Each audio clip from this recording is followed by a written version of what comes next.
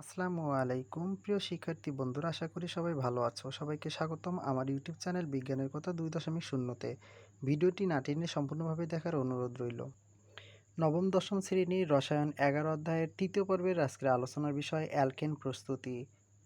শুরুতে বলে রাখি, আলোচনার সুবিধার্থে আমি আগে থেকে সব কিছু এখানে লিখে রেখেছি। আজকে আমরা দেখব অ্যালকিন থেকে কিভাবে অ্যালকেন প্রস্তুত করা যায়।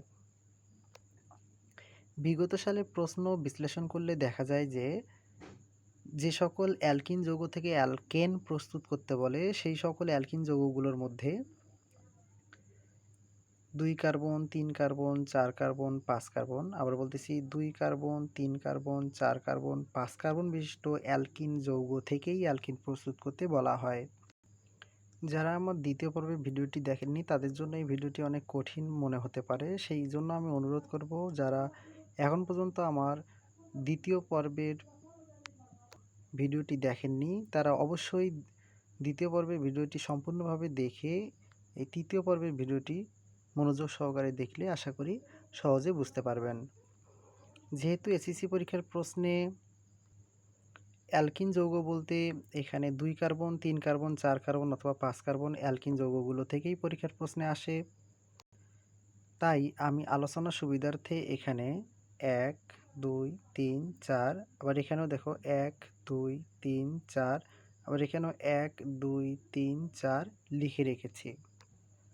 দ্বিতীয় পর্বে নামকরণের ক্ষেত্রে তোমরা যখন দেখেছো 2 কার্বন বিশিষ্ট হলে সাধারণত আমরা তাকে বলি ইথেন, কিন্তু এখানে যদি একটি দ্বিবন্ধন বিদ্যমান থাকে তাহলে নামের শেষে আমরা ইন উচ্চারণ করি, অর্থাৎ এটা ইথেন না হয়ে এখন বলতে হবে ইথিন।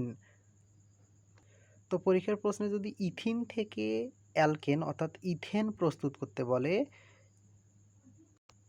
কারণ ইথেনে কিন্তু কার্বন এবং কার্বনের মাঝখানটি একক বন্ধন থাকে।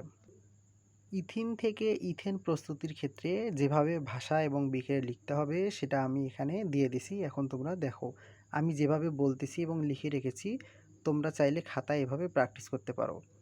যদি পরীক্ষার প্রশ্নে ইথিন থেকে ইথেন অর্থাৎ ইথিন বলতে অ্যালকিন থেকে অ্যালকেন, যেহেতু আমি এখানে হেডলাইন করেছি অ্যালকিন থেকে অ্যালকেন প্রস্তুতি, অর্থাৎ ইথিন থেকে ইথেন প্রস্তুতি, তো এই ক্ষেত্রে লিখতে হবে ইথিন। এই যৌগটি তোমরা এভাবেও লিখতে পারো কিংবা বাংলা ভাষায়ও লিখতে পারো যে ইথিনকে নিকেল প্রভাবকের উপস্থিতিতে 180 থেকে 200 ডিগ্রি সেলসিয়াস তাপমাত্রায় H2 এর সাথে বিক্রিয়া করালে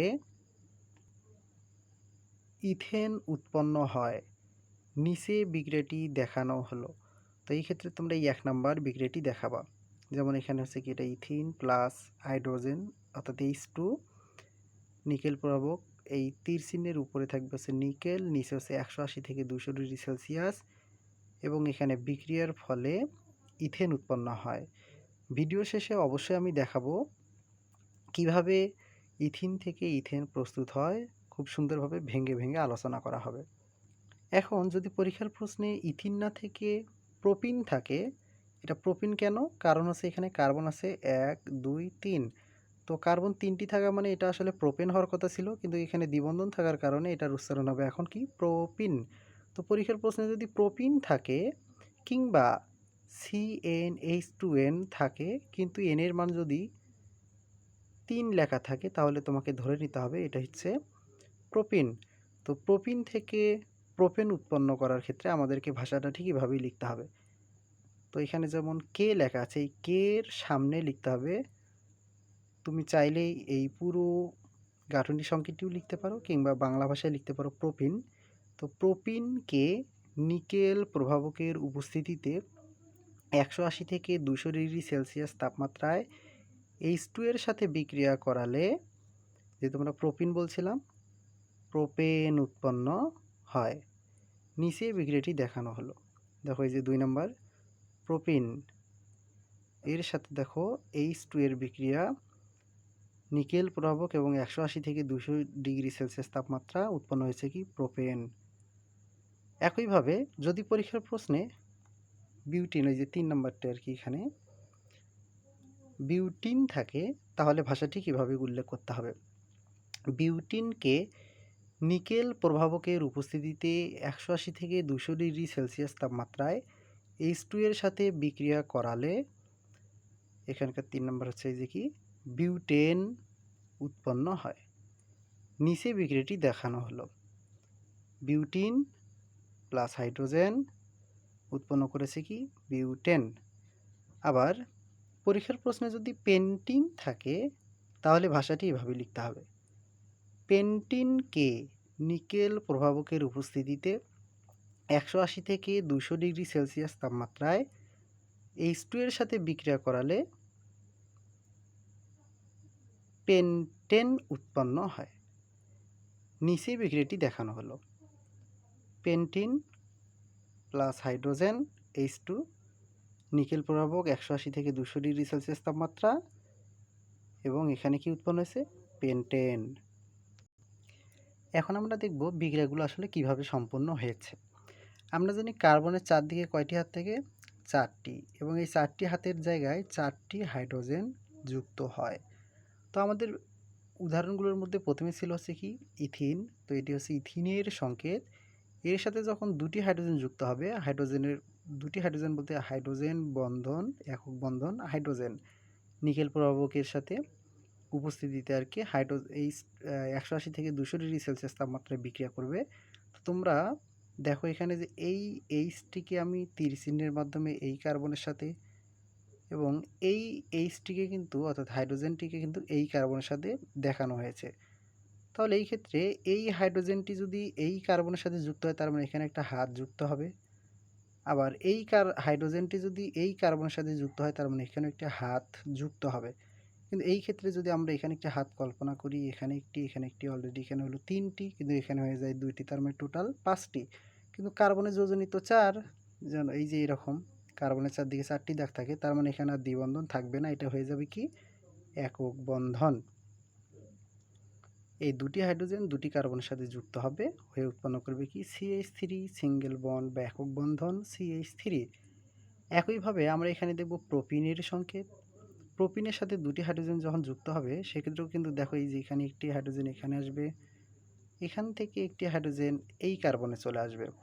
তো এই ক্ষেত্রেও কিন্তু একই জিনিস, কার্বনে যেহেতু যোজনী 4 এবং 4টি হাত বিদ্যমান, যার কারণে এই হাইড্রোজেন যখন এখানে আসবে কিংবা এই হাইড্রোজেন যখন এখানে চলে আসবে, তখন এদের আলাদা করে একটা হাত বৃদ্ধি পাবে।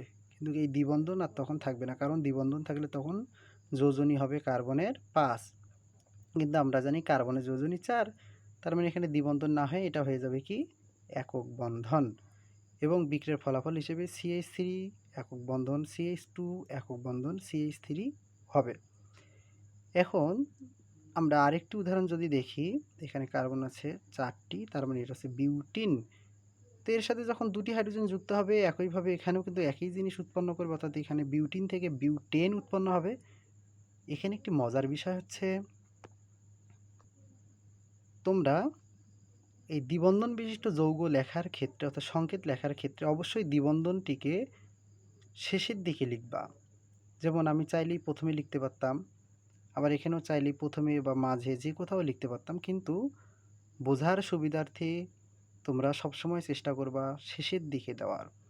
তাতে কি হবে, দ্বিবন্ধন যেখানে আছে, এই কার্বন দুইটার মাঝখানটি দ্বিবন্ধন আছে, অর্থাৎ এই কার্বন দুইটাই হচ্ছে অসম্পৃক্ত অবস্থায় আছে। কিন্তু এই দুটি কার্বনের মাঝখানে কিন্তু একক বন্ধন, তার মানে এরা কখনোই অসম্পৃক্ত নয়, এই জায়গাটি হচ্ছে সম্পৃক্ত অবস্থায় আছে। কিন্তু এই জায়গাটি কী অবস্থায় আছে, অসম্পৃক্ত অবস্থায় আছে। তো এই অসম্পৃক্ত অবস্থানের মধ্যেই কিন্তু দুটি হাইড্রোজেন এসে যুক্ত হয়েছে। তো তোমরা যারা আমার এই চ্যানেলে নতুন, তারা অবশ্যই আমার এই চ্যানেলকে সাবস্ক্রাইব করে লাইক এবং শেয়ারের মাধ্যমে বন্ধুদের মাঝে ছড়িয়ে দিবে। সেই সাথে আমার এই চ্যানেলটিকে সাবস্ক্রাইব এবং লাইকের মাধ্যমে আমাকে বেশি বেশি উৎসাহ দেওয়ার চেষ্টা করবেন, যাতে পরে আমি নতুন ভিডিও বানাতে আরও বেশি আগ্রহী হই এবং আপনাদের জন্য অনেক গুরুত্বপূর্ণ ভিডিও আপলোড করার চেষ্টা করি। ভিডিওটি সম্পূর্ণভাবে দেখার জন্য সবাইকে ধন্যবাদ। সবাই ভালো থাকবেন, সুস্থ থাকবেন। সবাইকে অসংখ্য ধন্যবাদ। আসসালামু আলাইকুম।